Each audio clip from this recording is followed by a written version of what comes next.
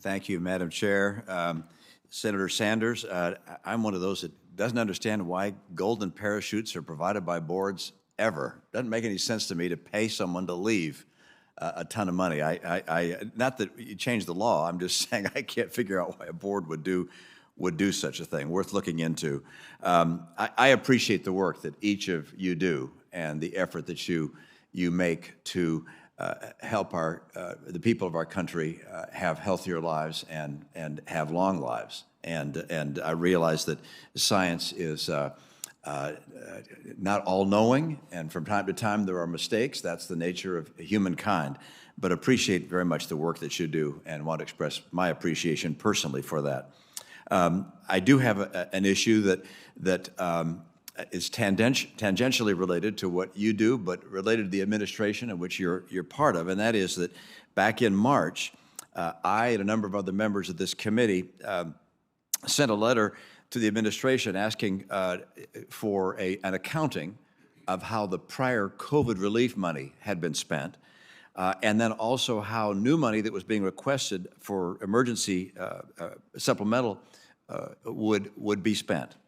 And as part of that response to that letter, the administration released a statement regarding the lack of potential funding for going forward. And I want to read a couple of excerpts from that letter. One is, quote, "The federal government is unable to purchase additional life-saving monoclonal antibody treatments and will run out of supply to send to states as soon as late May.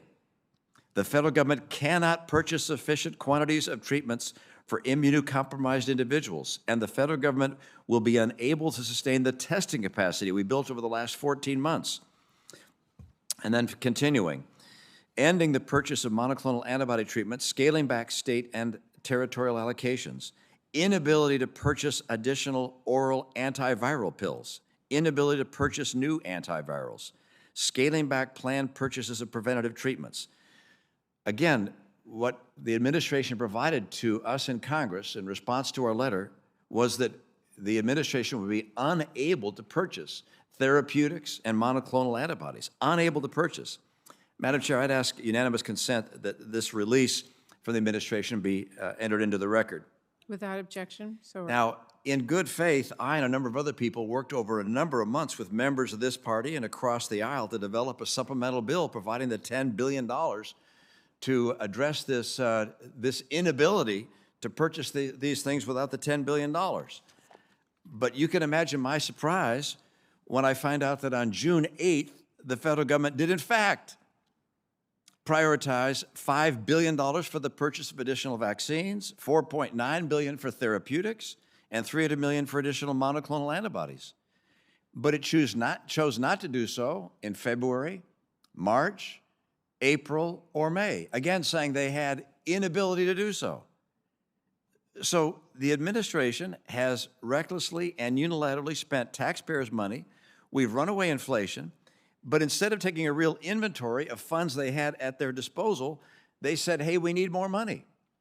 Now, Washington operates on a relationship of trust between the respective parties, the administration and Congress. For the administration to provide information to us that was patently false is something which dramatically attacks that trust, which I have, members of my party have, members of both parties have.